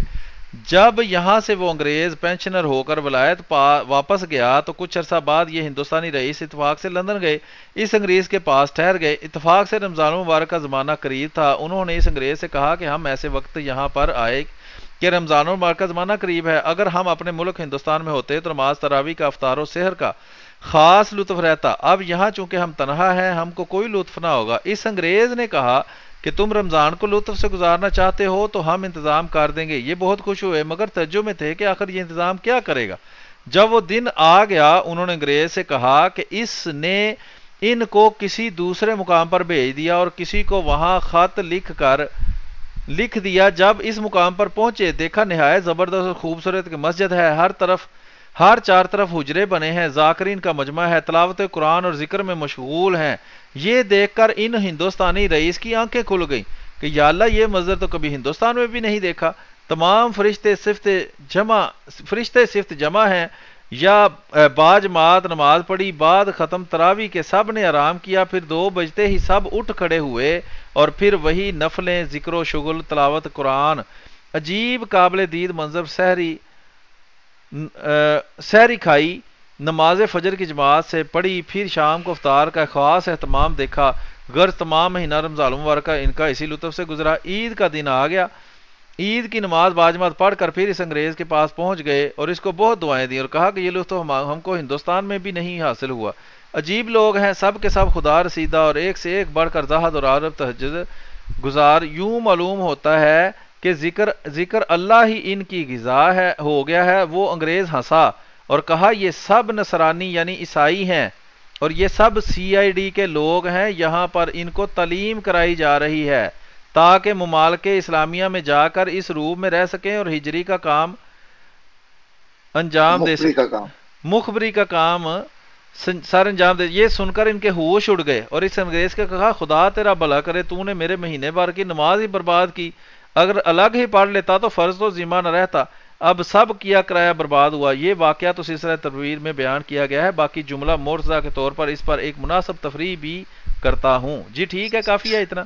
جی محترم، اب یہ جو چیز ہے کہ وہ جاسوس تیار کر رہے تھے اور ان کو مسلمان علماء کے روپ میں وہ تیار کر رہے تھے، باقاعدہ وہ تہجدیں بھی پڑھتے تھے، ذکر و اشغال جو ہے وہ بھی کیا کرتے تھے اور بڑے خشوع و خشوع کے ساتھ وہ نمازیں بھی پڑھتے تھے. یہ وہ جاسوس تیار کر رہے تھے، وہ سارے کے سارے عیسائی تھے تاکہ وہ اسلامی ملکوں میں بھیجے جائیں. جیسے کہ آپ نے پچھلے دنوں جب یہ طالبان کا واقعہ ہوا ہے تو اکثر کہتے ہیں، واللہ علم کہاں تک یہ بات سچ ہے، کہ بڑے بڑے جو ان کی مساجد ہے وہاں پہ جو امام پکڑے گئے ہیں وہ ہندو تھے، جو کہ امام بن کے وہاں پہ ان کو جہاد کی تربیت دے رہے تھے اور جہاد کے جو ہے وہ بات سنا رہے تھے. اب یہ واقعہ کہ انگریز جو ہے وہ سی آئی ڈی کے وہ جاسوس تیار کر رہا تھا، یہ واقعہ کیا انگریز کسی مسلمان کو بتا سکتا ہے کہ ہم تمہارے خلاف یہ کر رہے ہیں؟ یعنی کہ جس کے پاس عقل ہے وہ خود سوچ لے کہ یہ بات ایسی ہے کہ اس کو وہ سوائے اپنے بہت ہی خاص رازدار جو ہے ان کے علاوہ وہ کسی پہ ظاہر نہیں کر سکتا. یہ ایسی خفیہ معلومات تھی کہ وہ کسی کو بھی نہیں دے سکتا ہے کہ انگریز جو ہے. تو ان کو دی ہے دیوبندیوں کو یا دیوبندیوں کے کسی بڑوں کو، کیونکہ بعض دفعہ یہ بزرگ کہہ کے تو وہ اصل نام جو ہے وہ چھپا جاتے ہیں، وہ اصل میں ہوتا ہے ان کا اپنا خود دیوبندی ہے. تو جیسا کہ اشرف علی تھانوی نے اس کا ذکر کیا، اس کا مطلب تھا کہ اس کو پتا ہے کہ وہ اشرف علی تھانوی ہے، کوئی کو بندہ ہوگا، اور اس نے پھر وہ واقعہ آ کے اشرف علی تھانوی کو ذکر کیا اور اس نے اپنے ملفوظات میں جو ہے وہ ذکر کر دیا. تو انشاءاللہ یہ اس طرح کے اور بھی بے شمار حوالے جو ہیں وہ دیے جا سکتے ہیں کہ کس طرح انہوں نے انگریزوں کے ماں پہ اور ہندوؤں کے ماں پہ یہ سارا فتنہ اور فساد جو ہے وہ تب بھی ڈالا تھا، اور آج بھی یہ انہی کے اعلی کار بن کے تو ملک میں فساد کر رہے ہیں. جی محترم اگلا والا. جی اس کے بعد ہم چلتے ہیں آگے، اور اگلا حوالہ جو ہے وہ ہے مولوی محمد آسن نانوتوی کا، اور یہ کتاب پرانے نقشے میں آپ کو نظر آ رہی ہے. اس کو ہم تھوڑا زوم کر لیتے ہیں. یہ صفحہ نمبر 49 ہے جی. انقلاب 1857. اس میں لکھا ہے انقلاب 1857 کی تحریک شروع ہوتے ہی انگریز کے خلاف بریلی میں شورش شروع ہو گئی، مگر انگریزی حکام مطمئن تھے وغیرہ وغیرہ. اس پہ مزید جو ہے وہ آگے صفحہ نمبر 50 پر لکھا ہے مئی 1857 کے دوسرے ہفتے میں جب دیگر مقامات کی وحشتناک خبریں بریلی پہنچیں تو انگریزی حکام بہت خوفزدہ ہوئے اور انہوں نے اپنے اہل ویال کو احتیاطاً 20 مئی 1857 کو نینی تال پہنچا دیا. 22 مئی کو نماز جمعہ کے بعد مولوی محمد احسن نے بریلی کی مسجد نو محلہ میں مسلمانوں کے سامنے ایک تقریر کی اور اس میں بتایا کہ حکومت سے بغاوت کرنا خلاف قانون ہے، یعنی کہ ان کو حکومت کے خلاف بغاوت کرنے سے روکتے رہے اور اس کو کوئی جہاد قرار نہیں دیا یا اس طرح کا کوئی کام نہیں کیا، بلکہ اس کو بغاوت کہا، اور جو یہ کام کر رہے تھے ان کو باغی کہا. تو یہ پیش کرتے ہیں آج کل ہمارے سامنے اس کو یہ کہہ کر جی وہ تو بہت بڑا جہاد ہو رہا تھا وہاں، تحریک آزادی ہو رہی تھی وہاں. اچھا بہرحال آگے لکھا ہے اس تقریر کا رد عمل یہ ہوا کہ 25 مئی 1857 کو بروز عید نو محلہ کی مسجد میں مولوی رحیم اللہ خان نے انگریزوں کے خلاف سخت تقریر کی. اس موقع پر بخت خان بھی موجود تھے. مسلمانوں میں بہت جوش پیدا ہو گیا، مگر کوت والی شہر نے اپنی حکمت عملی سے اس جوش کو ٹھنڈا کر لیا. آگے صفحہ نمبر 52 ہے، اس کے آخر پہ لکھا ہے انقلاب 1857 کی. اس کی میں وضاحت کر دیتا ہوں، یہ ہم نہیں پڑھتے، صرف میں وضاحت کر دیتا ہوں. ٹھیک. یہ اصل میں جو شاملی میں جہاد ہوا ہے نا، یہ اس کا انہوں نے بتایا کہ اصل میں وہ تھا کون، جس کو ہوں، بعد میں اب دیوبندی جو ہے وہ اپنی طرف سے جہاد میں قرار دیتے ہیں. جی جی یہ قاضی عنایت علی تھا، اور اسی طرح یہ پورا واقعہ لکھا ہے کہ کس طرح وہ ہاتھی لینے گیا، اس کے بھائی کے ساتھ کیا ہوا، پھر کیوں اس نے انگریزوں کے خلاف جو ہے وہ لڑائی کی، اور یہ دیوبندیوں نے پھر اس میں اپنے نام ڈال دیے. انشاءاللہ اس کا حوالہ آگے آ جائے گا. صفحہ نمبر 54 پہ وہ لکھتا ہے اور حاضرین مجلس میں بھی اس وقت کسی نے اس کو جہاد سمجھ کر اس میں حصہ نہیں لیا. تو اس وقت جب کہ انتقام کا جذبہ کار فرمایا ہے، اس لڑائی کو جہاد کیسے کہا جا سکتا ہے؟ تو یہ جو شاملی کا جہاد جس کو یہ بڑا دیوبندی جو ہے وہ بڑا چڑھا کے پیش کرتے ہیں، یہ اس کا ذکر ہو رہا ہے کہ وہ ایک اس شخص کی ذاتی انتقامی کارروائی تھی انگریزوں کے خلاف، کیونکہ وہ انگریزوں نے اس کے بھائی کو مار دیا تھا. اس کی وجہ سے وہ شاملی میں لڑا ہے انگریزوں کے خلاف، جس کو اب دیوبندی جو ہے وہ کہتے ہیں کہ جی وہ ہمارے بڑے تھے، وہ لڑے ہیں. انشاءاللہ وہ اس کا حوالہ آ جائے گا کہ وہ انگریزوں کی طرف سے لڑے تھے یا انگریزوں کے خلاف لڑے تھے. تو یہ حوالہ لگانے کا مقصد صرف یہی ہے کہ جو شاملی کے جہاز کا یہ دھوکہ دینے کی کوشش کرتے ہیں، اس کا رد جو ہے خود ان کے اپنے دیوبندی نے کیا ہے. اسی طرح وہ صفحہ نمبر 56 پہ جا کے کہتا ہے کہ ستمبر 1857 میں دفتر مسلمان ساکنان تھانہ بھون نے، جن کا افسر قاضی عنایت علی تھا، فساد برپا کیا. یہ بھی وہی شاملی والا جہاد ہے. میں بار بار اس لیے یہ دکھا رہا ہوں والا کہ جب ہم نے تذکرۃ الرشید کی اسے عبارت پہ بات کرنی ہے تو مجھے پتہ ہے کہ دیوبندیوں نے کہنا نہیں جی وہ تو اصل میں انگریزوں کے خلاف انہوں نے جہاد کیا تھا، حالانکہ وہاں پہ صریح یہ بات لکھی ہوئی ہے کہ انہوں نے انگریزوں کے حق میں جہاد کی. جی محترم اگلا والا. جی اگلا ہے اسلام اور سیاست کے نام سے یہ کتاب ہے، اور مجموعہ افادات ہے یہ دیوبندیوں کی امت کے جو ہیں حکیم اشرف علی تھانوی صاحب ان کا، اور ما رسالہ حکیم الامت ہے مفتری محمد تقی عثمانی کا۔ تو یہ اس کا ٹائٹل پیج ہے۔ اس کے بعد صفحہ نمبر 75 اور 76 دونوں موجود ہیں، لیکن نشان کو نہیں لگا ہوا، چلیں۔ میں پڑھ دیتا ہوں سلیم اس میں۔ ہم ہاں جی میں پڑھ دیتا ہوں اس میں۔ یہ جو مروجہ سیاست میں علماء کے شریک نہ ہونے کی ایک وجہ، یہ پیج دکھا دیں آپ۔ وہ کہتا ہے کہ ہندوستان میں موجودہ سیاست کا حاصل یہ ہے کہ گورنمنٹ کے قانون کے محتاط رہ کر اپنے حقوق کی حفاظت کیجیے۔ تو یہ ان کے جو حکیم الامت ہیں وہ یہ لوگوں کو مشورہ دے رہے ہیں، بلکہ اس کے تو واقعی یہاں تک ہے کہ اگر کوئی لیٹر اس کو موصول ہوا ہے اور اس کے ٹکٹ پہ اتفاق سے وہ ڈاکانے والوں کی سٹیمپ نہیں لگی، تو کسی نے کوشش کی ہے کہ وہ ٹکٹ دوبارہ استعمال کرے تو اس نے منع کر دیے۔ اس نے کہا نہیں ایک دفعہ استعمال ہو گیا، اب یہ دوبارہ استعمال نہیں ہونا۔ اسی طرح اگر کسی نے بغیر ٹکٹ سفر کیا ہے اور اس کو پتہ چل گیا تو اس نے کہا کہ جا کے ٹکٹ خرید کے اس کو پھاڑ کے آؤ تاکہ گورنمنٹ کو نقصان ہو، یہ اتنا وفادار تھا یہ۔ تو وہ یہ کہہ رہا ہے کہ جو بھی حقوق ہم نے لینے ہیں، جو موجودہ قوانین ہیں ان کے تحت رہ کے ہی لینے ہیں ہم نے، اس کے خلاف بغاوت جو ہے وہ ہم نے نہیں کرنی۔ آگے لکھتا ہے کہ لہٰذا موجودہ سیاست کے لیے ضروری ہوا کہ گورنمنٹ کے تمام قوانین پر عبور ہو اور انگریزوں یعنی حکام کی طبیعت اور مزاج سے بھی پوری واقفیت ہو، اور یہ بات پیدا ہوتی ہے ان میں گھل مل کر رہنے سے۔ تو یہ بھی دیکھ لیں کہ یہاں پہ وہ کہتا ہے کہ ان کے ساتھ گھل مل کے رہو، وہاں ان کی تعلیم حاصل کرو۔ حالانکہ ان کے باعث جیر علماء جو ہیں وہ ایسے تھے کہ انہوں نے کہا کہ جو انگریزی تعلیم حاصل کرے گا وہ بھی حرام کام کرے گا۔ انگریزی تعلیم کو پہ بھی انہوں نے کفر کے فتوے لگائے ہوئے ہیں کہ وہ بھی آپ حاصل نہیں کر سکتے۔ اسی وجہ سے جو آپ کہتے ہیں کہ مسلمانوں کی حالت جو ہے وہ بڑی پتلی تھی، اس لیے کہ شروع سے یا تو ان میں سے چند بڑے بڑے نواب تھے، باقی تو ہم وہ کہہ لیں کہ چھوٹے سے مظاہرے وغیرہ یا اس طرح کے لوگ تھے، اور اصل دولت جو ہے اس پہ ہندو جو ہے وہ قابض تھے۔ اور جب انگریز آیا ہے اور اس نے آہستہ آہستہ فارسی کو ختم کر کے اردو کو ختم کر کے پھر جب اس نے سرکاری زبان جو ہے وہ انگریزی کی ہے، تو ہندو چلاک تھے اور پڑھے لکھے تھے، انہوں نے جلدی سے وہ زبان سیکھ لی، وہ انگریزوں کے زیادہ معتمد بن گئے، زیادہ نوکریاں جو ہیں پھر اس وجہ سے ان کو ملی۔ مسلمانوں سے طبعاً میں کسی حد تک اس بات سے اتفاق کرتا ہوں کہ انگریزوں نے زیادتی بھی کی ہے، لیکن دوسری اس کی وجہ خود ان کی اپنی جہالت اور تعلیم کا نہ ہونا بھی تھا۔ تو یہاں پہ ان کے حکیم الامت صاحب جو ہے وہ یہی مشورہ دے رہے ہیں مسلمانوں کو کہ ان کے قوانین کے ماتحت جو ہے، جو جتنی قانون اجازت دیتا ہے اس حد تک اس میں رہتے ہوئے آپ آزادی کی بات کرو۔ اس کے لیے لازمی ہے کہ آپ ان کے قوانین بھی سیکھو، ان کے ساتھ گول مل کر بھی رہو۔ جی محترم اگلا حوالہ ہم پڑھتے ہیں۔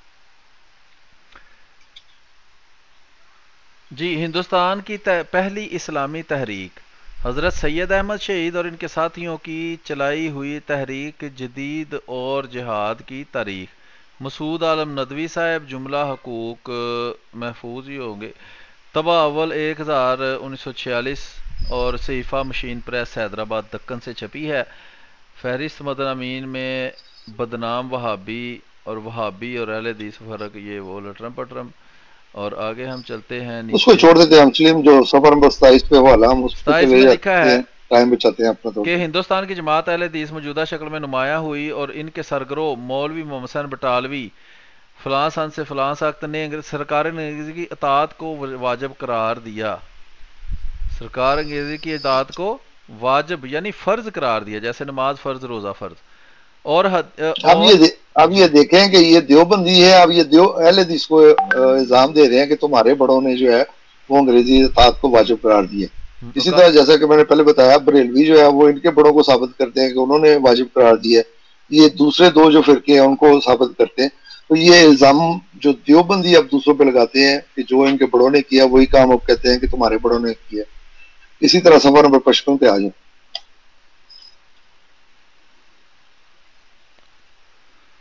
صفحہ نمبر 55 کے شروع میں لکھا ہے، اور اس نے انگریزوں کے سائے میں جا کر پناہ لی جو اس وقت تک پنجاب پر قابض ہو چکے تھے۔ حکومت نے مولوی ولایت علی کو اطلاع دی کہ اب گلاب سنگھ پر حملہ کرنا خود انگریزی حکومت سے لڑائی مول لینا ہے۔ حکومت کی پالیسی یہ تھی کہ مجاہدین کے ذریعہ سکھوں کی طاقت توڑ دی جائے، اسی لیے شروع مجاہدین سے روک ٹوک نہیں کی، لیکن جب پنجاب کا اکثر حصہ انگریزوں کے قبضے میں آ گیا تو مجاہدین حکومت کی نظر میں کھٹکنے لگے۔ مجاہدین بھی خواہ مخواہ حکومت سے نبرد آزما ہونا خلاف مسلط خیال کرتے تھے، کوئی فریق ایک دوسرے سے مطمئن نہیں تھا کہ گلاب سنگھ کے سلسلے میں حکومت نے دھمکی دی ہے۔ میرا خیال کافی جی ہے۔ محترم، یہ حوالہ لگانے کا مقصد یہ ہے کہ یہ جو مجاہدین ہیں، جو سید احمد بریلوی اور اسی طرح مولانا شاہ اسماعیل شہید دہلوی جو ہیں، یہ ان کے جو ماننے والے ہیں اور ان کے ساتھی جو ہیں ان کو کہا جا رہا ہے۔ میں نے یہ حوالہ دیوبندیوں میں اس لیے لگایا ہے کہ یہ دیوبندیوں اور اہل حدیث دونوں کے بڑے ہیں۔ مولانا اسماعیل شہید جو ہیں وہ دیوبندیوں کے بھی بڑے ہیں اور وہ اہل حدیث کے، یہ ان کی تفریق جو ہے وہ بعد میں شروع ہوئی ہے۔ پہلے جو ہے وہ ان کے سارے بزرگ جو ہیں شاہ عبدالعزیز پہ جا کے خاص طور پہ ان کا جو ہے شجرہ نسب روحانی طور پہ جو ہے وہ مل جاتا ہے، اسی طرح بریلویوں کا بھی مل جاتا ہے۔ تو یہ دکھانے کا مقصد صرف یہ تھا کہ یہ اہل حدیث کے بھی بڑے ہیں اور دیوبندیوں کے بھی بڑے ہیں۔ تو یہ انہوں نے انگریزوں سے جب کی ماں پہ جب تک ان کی مرضی تھی، پنجاب کے خلاف انہوں نے کارروائیاں کی ہیں۔ جب انگریزوں کا قبضہ ہو گیا ہے تو پھر انگریزوں نے منع کر دیا کہ اب آپ نے یہاں پہ کوئی کسی قسم کی کارروائی جو ہے وہ نہیں کرنی، جیسا کہ اس حوالے میں بھی لکھا ہے کہ انہوں نے بھی پھر گریز کیا کہ وہ اس طرح کی کارروائیاں جو ہے وہ نہ کریں۔ جی محترم، اگلا والا۔ اگوال ہے جی تواریخ عجیبہ سوان احمدی، اس کے صفحہ نمبر 182 میں لکھا ہے کہ سید صاحب کا سرکار انگریزی سے جہاد کرنے کا ہرگز ارادہ نہیں تھا، وہ اس آزاد عملداری کو اپنی ہی عملداری سمجھتے تھے، اور اس میں شک نہیں کہ اگر انگریز سرکار انگریزی اس وقت سید صاحب کے خلاف ہوتی تو ہندوستان سے سید صاحب کو کچھ بھی مدد نہ پہنچتی، مگر سرکار انگریزی اس کا دل سے چاہتی تھی کہ سکھوں کا زور کم ہو۔ جی، اس پہ میں ہاں تبصرہ کرنے کی ضرورت نہیں ہے، یہ جی واضح ہے۔ پہلے بھی ہم اگلا پیش والا کر ہم چکے پڑھیں۔ ہیں جی اس کے بعد ہے الفاظات السنیہ فتاوی مہریہ، یہ پیر میر علی شاہ گولڑوی جو کہ حضرت مسیح موعود علیہ السلام کے سامنے عربی میں تفسیر لکھنے سے بھاگ گیا تھا، اس کی کتاب ہے۔ اس میں لکھا ہے جی براہین سے یہ ثابت فرمایا کہ کلمہ توحید کا وہ معنی جس پر زمانہ رسالت محمد صلی اللہ علیہ وسلم سے تمام اہل اسلام متفق چلے آئے ہیں، ایمان شرع کے حاصل کرنے اور کفر و شرک سے بات کرنے وہی کافی ہے۔ مسلمانوں نے ہند کی سیاسی رہنمائی، جنگ بلکان کے زمانہ میں جب مسلمانوں نے ترکستان حکومت برطانیہ سے برسر پیکار تھے تو ہندوستان کے اکثر اکابر نے ہجرت کی تحریک شروع کی۔ آپ نے بما بعض دیگر اکابر ہند اس تحریک کی زبردست مخالفت کی۔ آپ نے کیا کیا جی؟ زبردست مخالفت کی اور اس کے خطرناک نتائج سے مسلمانوں کو بروقت متنبہ کیا۔ ارباب تحریک نے مختلف قسم کے غلط الزامات عائد کیے، حتیٰ کہ حکومت برطانیہ کی ہم نوائی سے بھی مطعون کیا، مگر آپ نے کے پائے استقلال میں ذرا بھی لغزش نہ آئی۔ تحریک والوں کی طرف سے فلاں فلاں کام ہوئے۔ بس ٹھیک ہے، جی جی کافی ہے۔ ہاں جی یہ حوالہ لگانے کا مقصد صرف یہ ہے کہ ایک تو جو تحریکات شروع ہوئی ہیں، خاص طور پہ جو اس میں ہجرت والی تحریک کا ذکر کیا ہے، یہ ساری گاندھی کی تحریکات تھی۔ یہ گاندھی اس کا بانی مبانی تھا، جیسا کہ ملفوظات حکیم الامت اشرف علی تھانوی میں اس نے جا بجا اس کا ذکر کیا ہے کہ گاندھی کے دماغ میں یہ نت نئے جو فتنے ہیں وہ اٹھتے تھے، اور علماء جو تھے وہ پھر اس کو قرآن و حدیث سے صحیح ثابت کرتے تھے۔ وہ کہتا ہے کہ یہ طریق ہجرت جو ہے یہ بھی گاندھی کی ماں پہ شروع ہوئی۔ اس میں جو میر علی شاہ نے مخالفت کی ہے تو یہ بالکل صحیح کی ہے، اس لیے کہ یہ مسلمانوں کو تباہ کرنے کے لیے یہ تحریک شروع کی تھی، جس کے جو بڑے بڑے لیڈر اس کے حامی تھے اس میں دیوبندی جو ہے وہ شامل تھے، اور یہ اتنے خبیث ہیں کہ انہوں نے بیچارے غریب مسلمانوں کو تو ہجرت کروائی، خود یہ آرام سے وہاں پہ بیٹھے رہے۔ انہوں نے اپنے گھر بار بیچے، اپنی دکانیں بیچی، اپنے کاروبار بیچے اور افغانستان ہجرت کی۔ جس طرح پھر جو سلوک ان بیچاروں کے ساتھ ہوا ہے، کس طرح وہ ذلیل و خوار ہوئے ہیں، یہ ایک تاریخ کا اتنا بڑا المیہ ہے، اور یہ ان بیچاروں ان کے جو خون ہے، یہ دیوبندی علماء جو بڑے بڑے علماء ہیں ان کی گردنوں پہ ہے ان کا خون۔ کس طرح وہ بے گھر ہوئے، سب کچھ اپنا بیچ کے ہندوؤں کے ہاتھ افغانستان گئے، افغانستان نے ان کو رکھا نہیں۔ تو یہ تحریکات جتنی بھی شروع کی تھی تحریک خلافت تک، یہ گاندھی کا کارنامہ تھا، یہ اس کے ذہن کی پیداوار ہے، جس کی حمایت جو ہے دیوبندیوں کو بڑے بڑوں نے کی اور مسلمانوں کو نقصان پہنچایا۔ لیکن یہاں پہ دوسری بات جو دکھانے والی یہ ہے کہ یہ پھر اس وقت دیکھا کہ اس پہ بھی میر علی شاہ پہ بھی انہوں نے پھر الزام لگایا کہ یہ بھی انگریزوں کا ایجنٹ ہے۔ تو یہ انگریزوں کے ایجنٹ کا جو محاورہ ہے یہ اب شروع ہو گیا، کیونکہ اب انگریز جو ہے وہ یہاں سے جانے والے ہیں، تو اس لیے جس کو بھی ہوتا ہے کہ وہ اب کسی نہ کسی بہانے، سب سے بہترین طریقہ یہی ہے کہ وہ اگلے کو انگریز کا ایجنٹ ثابت کرے، جیسا کہ دیوبندیوں نے مسلم لیگ کو بھی انگریز کا ایجنٹ کہا، پاکستان جو ہے اس کو بھی کہا کہ یہ انگریز کا منصوبہ ہے۔ تو آج یہ ایک حوالہ ہم دکھاتے ہیں تذکرۃ الرشید کا، اس کے بعد پھر اپنا پروگرام اس کو ختم کرتے ہیں میں دیکھوں کہ وہ ہے کہاں پہ. جب تک آپ نے کوئی بات کرنی ہے وہ کر لیں, میں تب تک فولڈر میں چیک کر لوں. جی تو آپ کے سامنے یہ مختلف حوالہ جات پیش کیے گئے ہیں جن میں ثابت یہی کیا گیا ہے کہ یہ جو حضرت مسیح موعود علیہ الصلوۃ والسلام پر الزام لگایا جاتا ہے جی انگریزوں نے آپ کو کھڑا کیا تاکہ آپ جہاد جو ہے اس کو حرام قرار دے دیں. تو ان کی اپنی کتابوں میں آپ دیکھ سکتے ہیں کہ جن کو یہ بڑے بڑے اپنے علماء مانتے رہے ہیں, صوفیاء اور اولیاء اللہ مانتے رہے ہیں, ان کے انگریزوں کے بارے میں کیا خیالات تھے. اور خود یہ دیوبندی یہ کابر جو ہے مدرسہ دیوبند قاسم ننوتوی صاحب نے بنایا ہے, انہوں نے کون سی جنگ لڑی ہے, احمد رضا خان بریلوی صاحب نے کون سی جنگ لڑی ہے, اور جو وہابیوں کے بڑے تھے ثناء اللہ امرتسری, محمد حسین بٹالوی, کون سی جنگیں انگریزوں کے خلاف انہوں نے لڑی ہیں. اور اگر یہ سارے ہی اس کو دارالسلام قرار دے رہے تھے اور انگریز کے خلاف جہاد کرنے کو شرعن حرام قرار دے رہے تھے, تو اس کا مطلب ہے کہ پھر سارے کے سارے جو ہیں وہ انگریز کے ایجنٹ تھے اور سب کو انگریز نے خریدا ہوا تھا. تو یہ دورہ معیار ان کا کہ حضرت مسیح موعود علیہ الصلوۃ والسلام اگر وہ بات کریں تو وہ جی انگریز کے ایجنٹ معاذ اللہ بن گئے ہیں, اور اگر ان کے کوئی بڑے بات کریں تو وہ رحمت اللہ علیہ اور وہ مجدد دین اور وہ سارا کچھ ہی وہ دین اسلام کے بہت بڑے ٹھیکیدار بن جاتے ہیں. تو یہ دورہ معیار کیوں ہے؟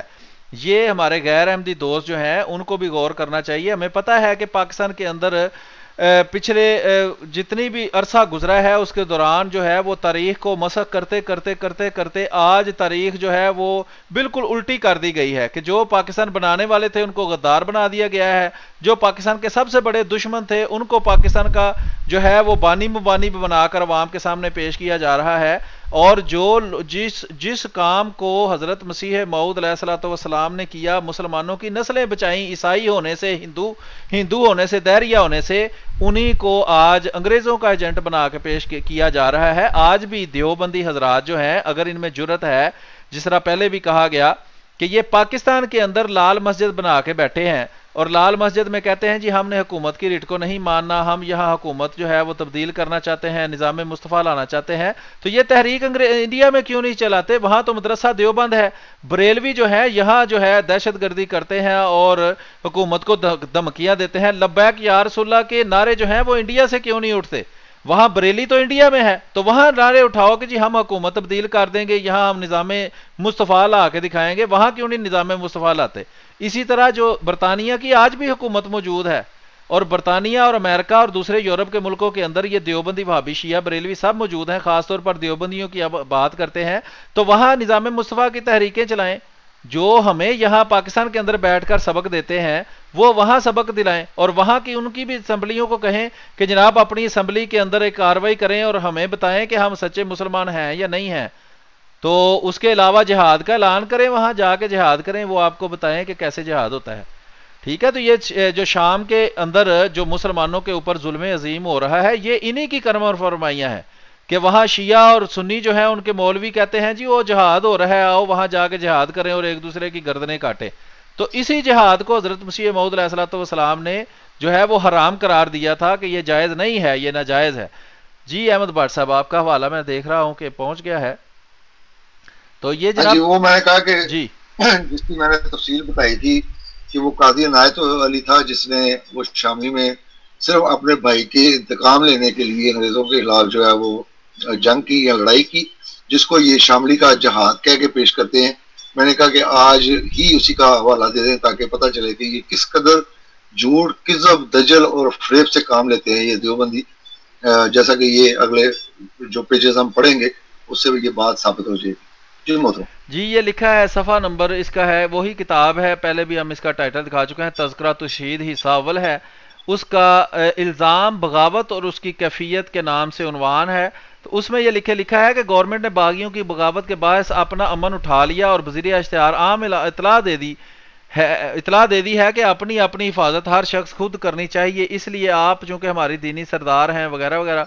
آگے اینڈ پر اس صفحے کے لکھا ہے, ان ایام میں آپ کو ان مفسدوں سے مقابلہ بھی کرنا پڑا جو غول کے غول پھرتے تھے, حفاظتیں جاننے کے لیے تلوار البتہ اپنے پاس رکھتے تھے اور گولیوں کی بشار میں بہادر شیر کی طرح نکلے چلے آتے تھے.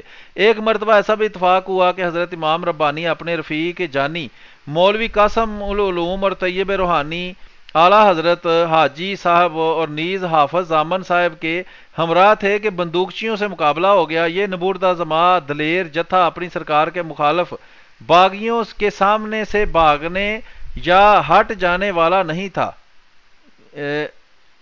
अपनी सरकार के खिलाफ बागियों से हट जाने वाले, इसीलिए अटल पहाड़ की तरह पर जमा परा जमा कर डट गया और सरकार पर जान सारी के लिए तैयार हो गया, तैयार तोए से। अल्लाह रे शुजात जवां मर्दी के जिस हौलनाक मंजर से शेर का पिता पानी और बहादुर से बहादुर का जहरा आब हो जाए, वहां चंद फकीर हाथों में तलवारें लिए जम गफीर बंदूकचियों के सामने ऐसे जमे रहे गोया जमीन ने पांव पकड़ लिए हों। चुनाचे आप पर फैरें हुई, यानी कि आप पर फायर हुए, उसकी जमा है फैरें। और हजरत हाफज जामन साहब अलैह जेर नाफ गोली खाकर शहीद भी हो गए। जी कुछ तबसरा, ये आगे मजीद पढ़ता रहूं। हाँ जी मोहतरम, वो जो आपने कहा था ना कि वो उसके मामू को शहादत का इतना शौक था, तो ये देख लें कि ये इनका शहीद जो है ये मौजूद है। इसको कहते ही वो मोहम्मद हाफिज मोहम्मद जामन जो है शहीद, ये उसी जंग में शहीद हुआ जो कि अंग्रेजों की तरफ से उन्होंने बागियों के साथ लड़ी और हुकूमत की जानसारी में लड़ी इन्होंने। और एक पता नहीं मुझे इसी में आएगा वो हवाला या किसी और किताब में है, वो कहते हैं कि बस उधर वो शहीद हुआ बंदा हाफिज जामन और उधर जहाज जो है वो खत्म हो गया। ये है इनका जहाज। तो ये पता नहीं कौन सा कहते हैं कि हमारे बड़ों ने जहाज की है, वो तो कहते हैं कि जहाज बस वो शहीद हुआ है, मारा गया वो हाफिज जामन, तो साथ ही जो है वो जहाज जो है वो खत्म हो गया। चले देखते हैं अगले सबों में शायद वो जिसका सफा नंबर 76 लिखा है, जब बगावत और फसाद का किस्सा फरोह हुआ और अहमदुल गवर्नमेंट की हुकूमत ने दोबारा गलबा पाकर बागियों की सरकोबी शुरू की, तो जिन बुजदिल मुफसदों को सफाए अपनी रहाई का कोई चारा न था कि झूठी सच्ची तोहमतें और मुखबरी के पेशा से सरकारी खैर ख्वाह अपने को ज़ाहिर करें, उन्होंने अपना रंग जमाया और इन गोशा नशीन हजरात पर भी बगावत का इल्ज़ाम लगाया। अब अगर वाजे हो तो ये 1857 की जंग का तो नहीं जिक्र हो रहा? जी बिल्कुल, ये सॉरी और उसको बगावत और फसाद कहा जा रहा है, और जो उसमें जिनको आज ये मुजाहिद बनाकर पेश करते हैं उनको बागी कहा जा रहा है, और बुजदिल और मुफसद कहा जा रहा है, और ये कहा जा रहा है कि हमारे उलमा जो देवबंदी बड़े अकाबर थे उनके ऊपर झूठे इल्ज़ाम उन्होंने लगाए जो खुद फसादी थे। हमारे उलमा ने तो अंग्रेज़ों की तरफ से जो है वो जंग में हिस्सा लिया है। जी मोहतरम, बिल्कुल ये हुआ है कि जब वो जो काबू पा लिया अंग्रेज़ों ने उस पर, जो भी जिस उसको जंग आज़ादी के हैं या गदर के हैं जो भी था, तो जो मुफसद थे उन्होंने फिर वो, जैसे कि हमारे भी यहाँ होता है कि अक्सर जो शरारती होता है वो दूसरे पे इल्ज़ाम लगा देता है, तो जो असल में शरारती थे, जो उस वक्त बड़े बढ़ चढ़ के बकौल इनके जहाद कर रहे थे, उन्होंने जब देखा कि अब तो फिर गवर्नमेंट अंग्रेजी का कब्जा हो गया, तो उन्होंने उल्टा जो अंग्रेजों की तरफ से लड़े थे इन पे इल्ज़ाम लगा दिया कि ये असल में फसादी थी। उसकी तहकीकें भी हुई हैं और ये सारे फिर छूट भी गए हैं। बाज़ तो इनमें ऐसे डरपोक थे कि वो खामखाई भाग गए हैं।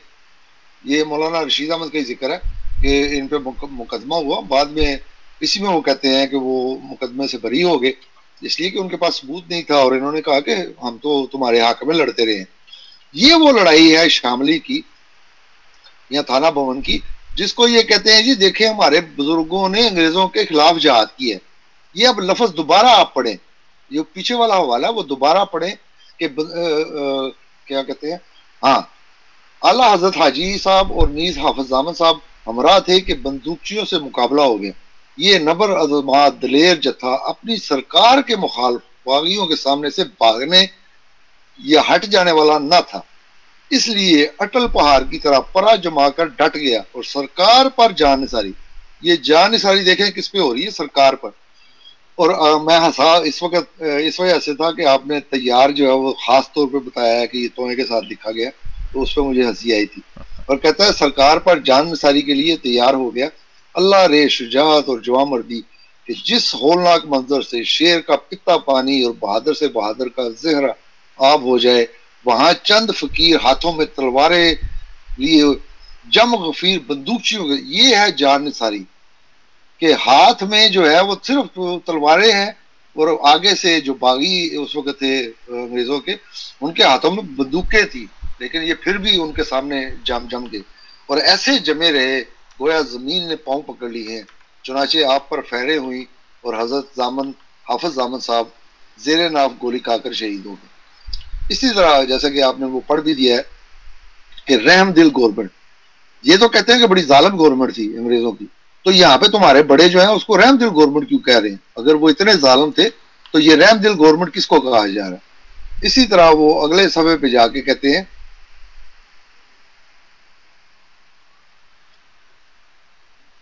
नहीं इसमें वो वाला नहीं है, इंशाल्लाह वो हम अगले प्रोग्राम में दिखाएंगे, जिसमें ये बार बार कहते हैं कि आप मालिक हैं। उस वक्त गंगोई साहब को ये भूल गया था कि मालिक जो है वो अल्लाह की ज़ात है। तो ये उस वक्त अंग्रेज़ों को मालिक कहने पे भी तैयार थे, उनकी हुकूमत को ये रहम दिल भी कहते थे, उनकी तरफ से इन्होंने लड़ाई भी लड़ी, और उसके बावजूद ये कहते हैं कि हमारे बड़ों ने अंग्रेज़ों के खिलाफ जो है वो जहाद किया। देख लें, प्रोग्राम को यहाँ पे खत्म करना है या अभी चलाना है? तो मैं और वाले ठीक भेज है, देता हूँ। काफ़ी है इतना, 1 घंटा चलो वो हम अगले प्रोग्राम में दिखा। 1 घंटा 15 मिनट का हो गया है। तो मेरा ख्याल है कि आज इसको यहाँ तक ही रखते हैं, ताकि इतना हजम हो जाए और हमारे गैर अहमदी मुसलमान कहलाने वाले भाई या ख़ास तौर पर देवबंदी जो हैं वो इन हवालों को अच्छी तरह चेक कर लें, और इन पर फिर वो जो हमने तबसरा किया है अगर उसमें कोई मसला है तो वो हमारे सामने वो पेश कर दें। तो ठीक है, आज के लिए इतना ही काफ़ी है। फिर बाकी प्रोग्राम जो है उसका बाकी हिस्सा जो है वो कल जितना भी होगा वो कल कर लेंगे। हाँ जी, इंशाल्लाह। तो मुझे नहीं पता कि आप ये अटैचमेंट प्रोग्राम के साथ लगा रहे हैं या नहीं लगा रहे। अगर नहीं लगा रहे तो प्लीज़ ये सारे प्रोग्रामों के साथ ये जितने भी हवाले हम दिखा रहे हैं इनकी आप लगा दें, क्योंकि बाज़ दफ़ा होता है कि इंसान के ज़हन में एक नुक्ता जो है वो नहीं आता, पहले सोचा होता है, लेकिन जब वो हवालाजात पेश कर रहे होते हैं या बात कर रहे होते हैं तो रह जाता है। लेकिन जिन भाइयों के पास ये हवालाजात जाएंगे वो उनसे अपनी तरफ से भी एक मजमून जो है वो तैयार कर सकते हैं, और उसको हो सकता है कि हमसे बेहतर तरीके पे वो नेक्स्ट पेश कर सके। तो इसलिए कोशिश करें कि ये जितने हवालाजात हैं वो अटैचमेंट में साथ लगा दें। जी तो फिर इंशाल्लाह। मेरी तरफ से अल्लाह हाफिज़। तो आपने अगर प्रोग्राम जारी रखना है तो फिर आप जारी रखें। जी ठीक है, बहुत शुक्रिया जी। हमारे साथ अहमद बाट साहब मौजूद थे और आपके सामने हमने हवालाजात पेश किए हैं, और आपने देखा है कि जो भी अहमदी मुसलमान बात करते हैं उनके बेशुमार हवालाजात हमारे पास मौजूद हैं, और इसके अलावा भी बेशुमार हवालाजात हैं। और ये जो हवालाजात आपके सामने पेश किए गए हैं ये आपको अटैचमेंट के ज़रिए मिल जाएंगे सारे इंशाल्लाह, आहिस्ता आहिस्ता वक्त के साथ साथ। तो ये जिहाद वाला मजमून जो है ये काफ़ी आप पे क्लियर हो गया होगा कि जब अंग्रेज़ों की हुकूमत आई है तो उस वक्त मुसलमानों के हालात कैसे थे, इर्द गिर्द जो लूटा मारी वहाँ बची हुई थी वो कैसी थी। ख़ास तौर पर पंजाब में जहाँ हज़रत मसीह मौऊद अलैहिस्सलाम तशरीफ़ लाए हैं वहाँ सिखों ने किस कदर सख्ती की हुई थी, हर बंदा इस बात की गवाही दे सकता है। अगर आपको नहीं मालूम तो जो बुजुर्ग हैं इस इलाके में आपके रहते उनसे पूछें, क्योंकि पंजाब में काफ़ी तादाद में लोग हमारे प्रोग्राम को सुनते हैं, वो अपने बुजुर्गों से पूछें कि जब यहाँ सिखों की हुकूमत थी तो क्या वहाँ उनको मजहबी आज़ादी हासिल थी, अजान कहने की इजाज़त थी। बेशुमार लोग इसकी चीज़ी ख़ास तौर पर जो गाँव के इलाके हैं या दूसरे कोई भी इलाका हो पंजाब के अंदर, वो इस बात की गवाही देंगे कि हर जगह पर उन्होंने मजहबी आज़ादी सलब कर ली हुई थी और अजाने तक देने की पाबंदी थी। बिल्कुल उसी तरह जिस तरह आजकल की ये जाहल हुक्मरान जो हैं पाकिस्तान के अंदर उन्होंने अहमदी मुसलमानों के ऊपर पाबंदियाँ लगाई हुई हैं। तो उस दौर को जब उस दौर से मुकाबला किया जाए जब अंग्रेज़ की हुकूमत आई है जिसने मजहबी आज़ादी जो है वो दे दी है कि मजहबी तौर पर किसी पर कोई पाबंदी नहीं है, वो तबलीग भी कर सकता है और अपने जो भी ख्यालात हैं उसके उस पर अमल भी कर सकता है, अपना वो मज़हब और जो भी वो उस पर अमल करना चाहे वो किसी पर कोई पाबंदी उन्होंने नहीं लगाई। तो इन दोनों का अगर मुवाजना किया जाए तो साफ पता चलता। फिर जब ऐसी हुकूमत आ गई है तो फिर उस हुकूमत के खिलाफ फसाद करना, उसको हुकूमत को जो है वो ख़राब करने की कोशिश करना, फिर अगर फ़र्ज़ करें कि वो कामयाब हो जाते और वो हुकूमत चली जाती तो फिर वही जो है वो यानी कि जाहिलों का वहाँ डेरा हो जाना था, और मरहट्टे और सिख और ये नाम के मुसलमान मुख्तलिफ किस्म की जो टोलियाँ बनी हुई थी उन्होंने आपस में लड़ के एक दूसरे की गर्दनें उतारनी थी। लेकिन जितनी देर तक अंग्रेज़ यहाँ रहा है वो उसने इस तरह की सूरत हाल जो है उस पर कंट्रोल पा के रखा है, और जब वो यहाँ से गया है तो उसने फिर जो है वो पार्टीशन करके पाकिस्तान और हिंदुस्तान को अलहदा कर दिया है। और इन्हीं देवबंदियों ने सर तोड़ कोशिश की है कि पाकिस्तान ना बने, और आज ये पाकिस्तान के ठेकेदार बने हुए हैं। अहमदी मुसलमानों ने पाकिस्तान बनने में भी, पाकिस्तान बनने से पहले भी, जिस तरह भी इस प्रोग्राम के अंदर भी बताया गया कि जो ये हिजरत तहरीक हिजरत थी, इस तरह की जो तहरीकें देवबंदियों ने कांग्रेस के इशारे पर गांधी को लीडर मानकर पैदा की थी, उसके अंदर बहुत ज़्यादा मुसलमानों का नुकसान हुआ था और हज़रत खलीफतुल मसीह सानी का दौर था।